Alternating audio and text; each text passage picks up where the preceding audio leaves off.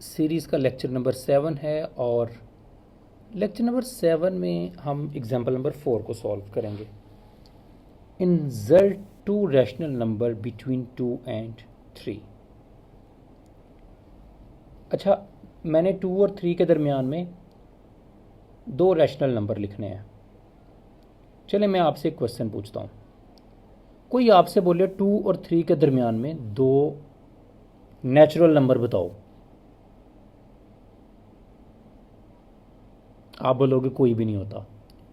Natural number क्या होते हैं? 1 होता है, 1 से शुरू होते हैं, 1 2 3 4 5 6 एंड सो ऑन। सो 2 और 3 के दरमियान में कोई नेचुरल नहीं आता। मैं आपको लिख के भी दिखा देता हूँ। ये नेचुरल नंबर है ना,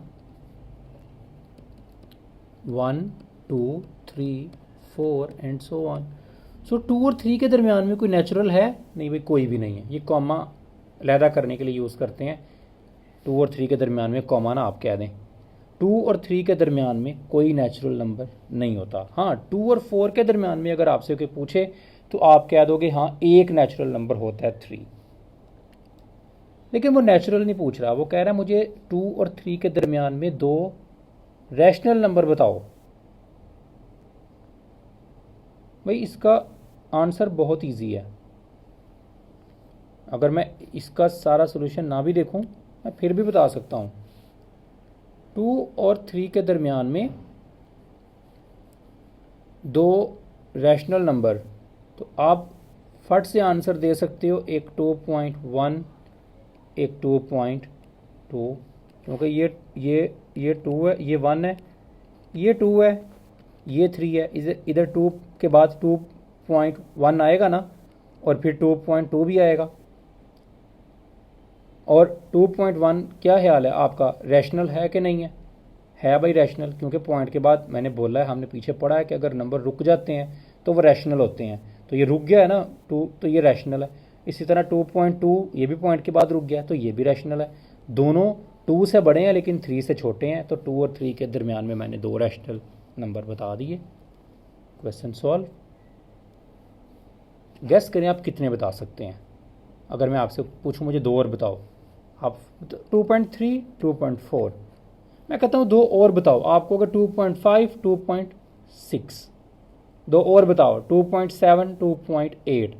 मैं आपसे पूछूंगा कितने का बता सकते हो, तो आप बोलोगे इनफाइनाइट, जितने दिल करे बता सकते। पॉइंट के बाद बस लिखते जाओ फाइनाइट नंबर 2 पॉइंट समथिंग, तो इनफाइन। सो 2 और 3 के दरमियान में नेचुरल तो कोई नहीं आता, लेकिन जो रैशनल नंबर हैं वो हमारे पास इनफाइनाइट आते हैं। जितने दिल करे आप लिख सकते हैं। यही उसने इधर बोला है।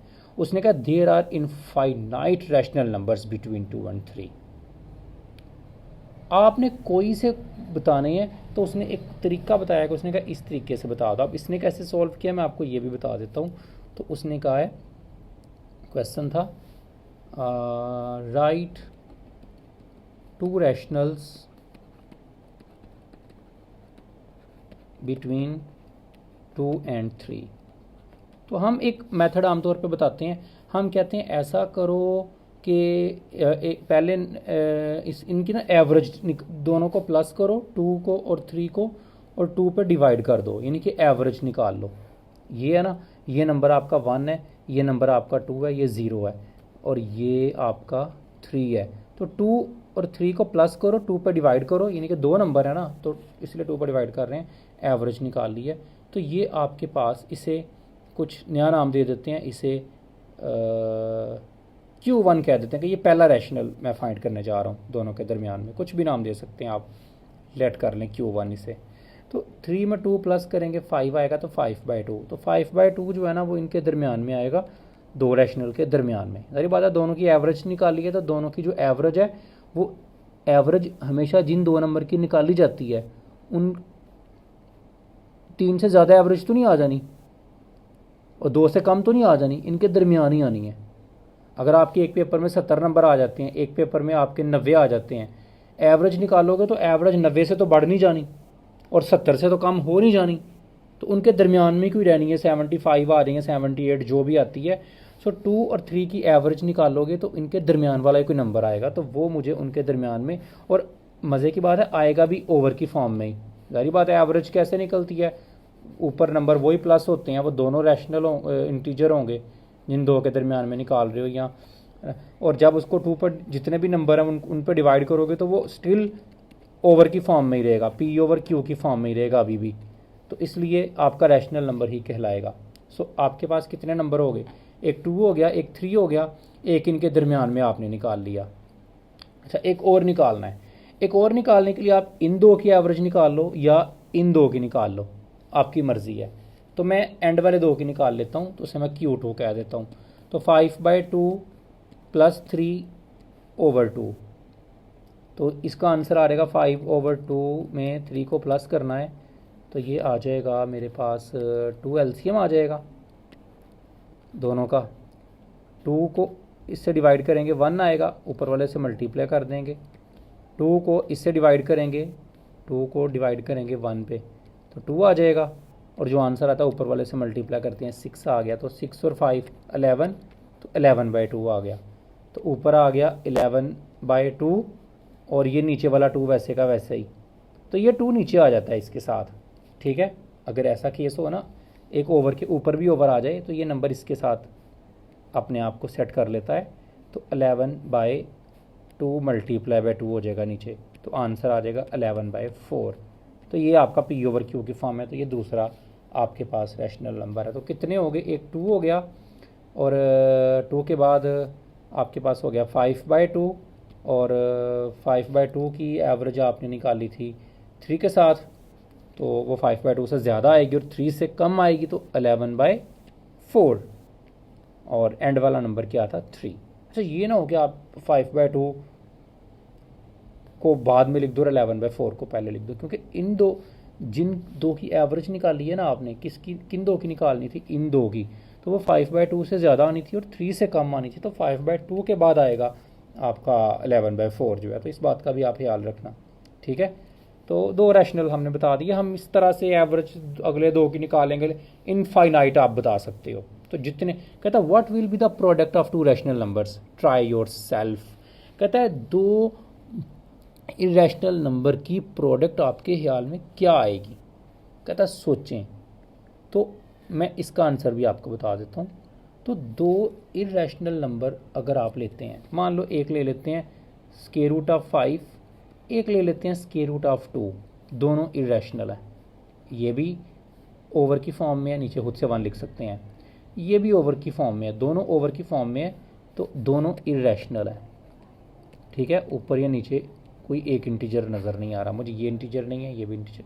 तो अगर दोनों को मल्टीप्लाई करेंगे तो आएगा √10, ऊपर 5 to 10 स्क्वायर रूट एक दफ़ा आ जाता है मल्टीप्लाई के केस में, छोटी क्लासेस में आप ये पढ़ते हैं रूल, और अंदर नंबर मल्टीप्लाई हो जाते हैं, और नीचे 1 1 1 आ जाएगा, तो आंसर आ गया √10। तो अगेन जो नंबर आपके पास आंसर आया है वो फिर पी ओवर क्यू की फॉर्म में है, लेकिन पी आपका इंटीजर नहीं है, दिस इज़ नॉट इंटीजर, तो ये भी इरेशनल है। तो 2 इरेशनल नंबर को मल्टीप्लाई करने से एक इरेशनल नंबर ही आता है। लेकिन अगर आप √2 को मल्टीप्लाई करो, √4 से नहीं करो, 5 से नहीं करो, 6 से नहीं करो, 7 से नहीं, 8 से नहीं, 8 से कर लो चलो, तो अब की बार आपके पास ये भी इरेशनल है, ये भी इरेशनल है, क्योंकि ये भी पी ओवर क्यू की फॉर्म में है लेकिन ऊपर वाला नंबर इंटीजर नहीं है, ये भी पी ओवर क्यू की फॉर्म में है लेकिन ऊपर वाला नंबर इंटीजर नहीं है, दोनों नंबर इरेशनल हैं। लेकिन जब मल्टीप्लाई करोगे तो आंसर आएगा 8 to 16 और नीचे 1। 16 का स्क्वायर रूट आप जानते हो क्या होता है 4, कैलकुलेटर से भी चेक कर सकते हैं, 16 का स्क्वायर रूट परफेक्ट निकला था 4, तो 4/1, तो ये तो पी ओवर क्यू की फॉर्म में है, ऊपर भी इंटीजर है नीचे भी इंटीजर है, तो ये तो हो गया रैशनल, दोनों इंटीजर निकल आए हैं इस दफ़ा, पहले नहीं था ऐसे हुआ। तो 2 इरेशनल को मल्टीप्लाई करने से रैशनल नंबर आ गया। सो ये हम आगे चल के पढ़ेंगे इसको, और हम सर्ड के बारे में जानेंगे, बड़ी इंपॉर्टेंट डेफिनेशन है, एमसीक्यूज में बहुत दफ़ा आती है। सो 2 रैशनल नंबर को मल्टीप्लाई करें, 2 रैशनल को, तो हमेशा रैशनल आता है, हमेशा, क्योंकि रैशनल नंबर कैसे होते हैं ओवर की फॉर्म में, इन्हें मल्टीप्लाई करोगे, ऊपर वाले को ऊपर वाले से मल्टीप्लाई करना होता है, नीचे वाले को नीचे वाले से, वो 10/9, तो वो फ्रैक्शन में ही रहेगा, ओवर की फॉर्म में ही रहेगा, पी ओवर क्यू, ऊपर भी इंटीजर रहेगा नीचे भी इंटीजर रहेगा। तो रैशनल नंबर को मल्टीप्लाई करने से तो हमेशा रैशनल आता है, ये भी हम बाद में डिस्कस करेंगे, फिलहाल आप इसे छोड़ दें, आगे चल के किसी और लेक्चर में भी इसकी डिटेल देखेंगे। लेकिन दो इररेशनल जो उसने अभी पूछा था फिलहाल, तो दो इररेशनल को मल्टीप्लाई करने से इररेशनल भी आ सकता है, रैशनल भी, डिपेंड करता है हम नंबर ले कैसे रहे हैं। कुछ नंबर ऐसे हैं जिनको मल्टीप्लाई करने से आंसर रैशनल आ जाता है, परफेक्ट स्क्वायर निकल आता है, कुछ नंबर ऐसे हैं जिनको मल्टीप्लाई करने से परफेक्ट स्क्वायर नहीं निकलता, तो वो इररेशनल ही रहता है। सो दोनों आंसर आ सकते हैं, हम कहेंगे दोनों पॉसिबिलिटीज़ हैं, डिपेंड करेगा कि आप कैसे नंबर लेते हैं। तो इस लेक्चर में हम इतना ही करते हैं, अगले लेक्चर में हम प्रॉपर्टीज़ को देखेंगे, उधर हम इनको दोबारा डिस्कस करेंगे कि प्रोडक्ट, एडिशन, सब्ट्रैक्शन वगैरह सारा कुछ जितना भी है, और इनकी प्रॉपर्टीज़ को भी हम लोग देखेंगे। तब तक के लिए अल्लाह हाफिज़।